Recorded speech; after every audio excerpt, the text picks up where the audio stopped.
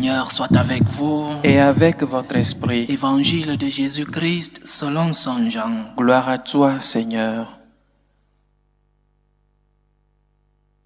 En ce temps-là, Jésus disait à ses disciples, « Si le monde a de la haine contre vous, sachez qu'il en a eu d'abord contre moi. Si vous apparteniez au monde, le monde aimerait ce qui est à lui. Mais vous n'appartenez pas au monde, puisque je vous ai choisi en vous prenant dans le monde. Voilà pourquoi le monde a de la haine contre vous. Rappelez-vous la parole que je vous ai dite. Un serviteur n'est pas plus grand que son maître. Si l'on m'a persécuté, on vous persécutera vous aussi. Si l'on a gardé ma parole, on gardera aussi la vôtre. Les gens vous traiteront ainsi à cause de mon nom, parce qu'ils ne connaissent pas celui qui m'a envoyé. » Acclamons la parole de Dieu. Louange à toi, Seigneur Jésus. Que dirait notre Seigneur de l'effort de tant de membres de notre Église pour plaire au monde? Que dirait notre Seigneur de l'intérêt de tant de membres et plus encore de la hiérarchie de notre Église qui font tout pour plaire aux idéologies du monde? Que dirait notre Seigneur? Cet intérêt à devenir mondain, à être politiquement correct, à supprimer tout ce que le monde ne veut pas entendre et à nous dire que ce que le monde veut entendre. Que dirait notre Seigneur aujourd'hui? Peut-être que le Seigneur dirait encore que nous avons fait de sa maison un repère de voleurs, mais que sa maison est une maison de prière. Il ne me semble pas que tous ceux qui essayent de séculariser notre Église soient des voleurs ou fassent comme des voleurs. Dieu jugera. Mais il est possible qu'il le fasse même avec bonne foi, avec bonne volonté. Mais la vie n'est pas un théâtre de bonne foi. La vie, c'est l'exact que nous posons.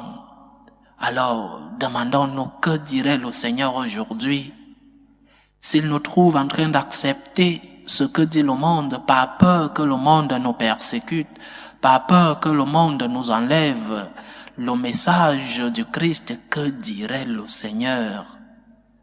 Que dirait le Seigneur s'il me trouve en train de dire que sa parole doit être actualisée, que sa parole doit être modifiée et même certains points de sa parole supprimés? Que dirait-il? Quelle douleur pour lui! Si le Seigneur revenait dans notre monde aujourd'hui et nous posait la question, qu'est-ce que tu as fait de ma parole? Qu'est-ce que tu as fait des enseignements que j'ai laissés? Les as-tu transformés? As-tu vu le Christ comme un grand homme et rien de plus? Tu as nié la divinité de notre Seigneur parce que ces paroles, tu les as prises comme dans un supermarché où on va et on choisit ce qui nous paraît au moins cher ou ce qui nous paraît le moins coûteux dans la parole du Seigneur, ce qui nous paraît plus facile à mettre en pratique. Nous devons pratiquer, nous devons mettre en pratique la parole du Seigneur dans son entièreté. Ma maison est une maison de prière. Et parce qu'elle est une maison de prière, elle doit continuer à exister en tant qu'Église. Sinon, nous devenons une ONG plus ou moins efficace et plus ou moins honnête, mais pas l'Église du Christ. L'Église du Christ est celle-là qui suit entièrement, dans la totalité, les enseignements de notre Seigneur, malgré les persécutions, malgré que ce que nous disions ne plaise pas au monde. C'est cela l'Église du Christ. Si le monde nous persécute, si le monde nous critique, si le monde nous menace, c'est un signe que nous sommes fidèles au Christ. Si le monde nous applaudit, nous devons nous méfier, Le Christ a été persécuté à cause de son message. Le Christ a été crucifié. Le Christ est mort à cause de son message. Et l'Église aujourd'hui doit suivre les pas de notre Seigneur. L'Église doit suivre les pas de son fondateur. Ne plaisons pas au monde. Ce que nous disons doit arriver dans les cœurs du monde et doit déranger le monde qui va à l'encontre de ce que veut le Christ. L'enseignement du Christ doit être transmis dans son entièreté, dans sa totalité.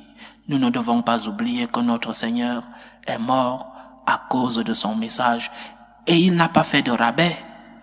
Il n'a pas dit « ne me persécutez pas, je ferai des rabais ». Le Seigneur est allé jusqu'à la fin. Il savait les conséquences et il les a acceptées. Donc, acceptons les critiques du monde, acceptons les persécutions du monde qui sont un signe que nous sommes fidèles au Christ. Mais nous célébrons aussi aujourd'hui la mémoire liturgique de la Sainte Vierge Marie, l'apparition de Fatima. Il y a au moins deux choses que cette apparition nous enseigne.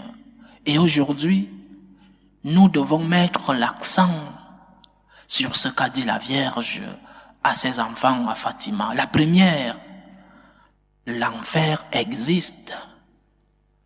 La description que font les enfants de ce que la Vierge leur a dit de l'enfer est terrifiante. Elle est effroyable. Et notre Vierge, notre Mère n'invente pas une histoire pareille pour nous faire peur. Ce n'est pas un conte pour effrayer les enfants. L'enfer existe. Et la Vierge nous avertit pour que nous n'y allons pas. Notre religion n'est pas une religion de la peur. Nous croyons en un Dieu amour. Nous croyons en l'amour de Dieu. Mais nous commettrions l'erreur si nous n'acceptons pas le message du Christ dans son entièreté.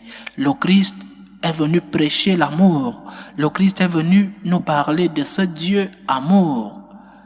Saint Jean nous donne une définition, peut-être la définition la plus parfaite de Dieu. Dieu est amour.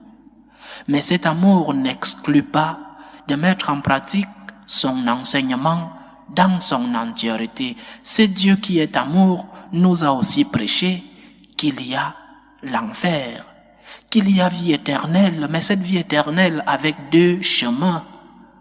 Il y a le chemin du paradis avec Dieu et il y a le chemin de l'enfer.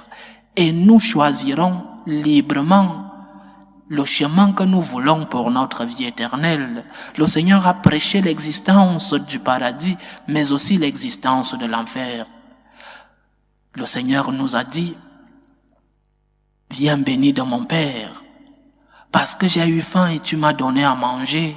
Viens béni de mon Père, viens t'asseoir à la place en face du Seigneur, viens au paradis. » Mais il a dit juste après, « Allez maudit de mon Père. » L'enfer existe, allez maudit de mon Père, parce que j'ai eu faim et vous ne m'avez pas donné à manger. J'ai eu soif et vous ne m'avez pas donné à boire. L'enfer existe, chers frères et sœurs, et dans notre Église aujourd'hui, nous ne parlons plus de l'enfer, nous ne parlons plus de l'existence de cette réalité que notre Seigneur a très clairement enseigné. L'enfer existe et ce n'est pas un conte pour effrayer les enfants. Notre Dieu est un Dieu amour, notre Dieu est un Dieu qui nous aime à la folie et qui ne veut pas que nous allions en enfer. Notre Dieu veut que nous soyons avec lui dans l'éternité, mais nous choisissons nous.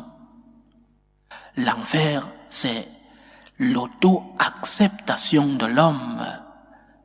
L'enfer, c'est la liberté de l'homme de ne pas choisir le chemin de Dieu.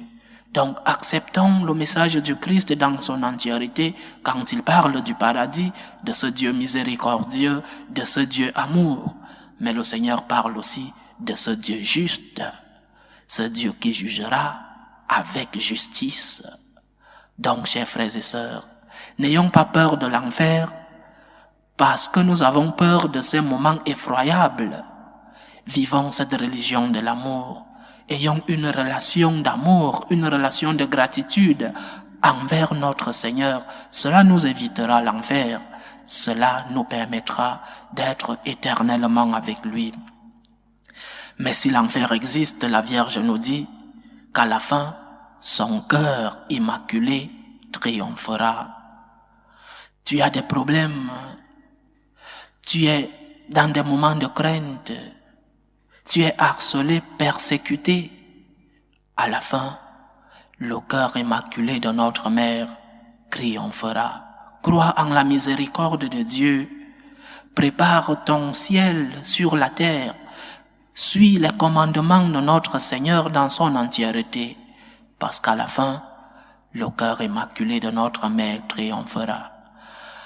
Que le Seigneur nous aide par l'intercession de la Sainte Vierge Marie, surtout dans son apparition de Lourdes, qu'elle nous aide à pouvoir accepter le message de notre Seigneur dans son entièreté, qu'elle nous aide à pouvoir reconnaître qu'il y a une réalité qui est l'enfer, et qu'elle prie pour nous ici, nous disons maintenant et à l'heure de notre mort.